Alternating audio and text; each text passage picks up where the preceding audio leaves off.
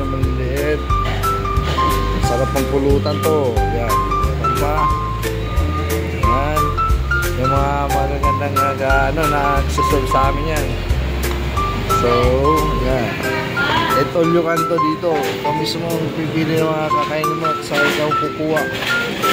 Magbundat ka na lang. Magbundat. Yan.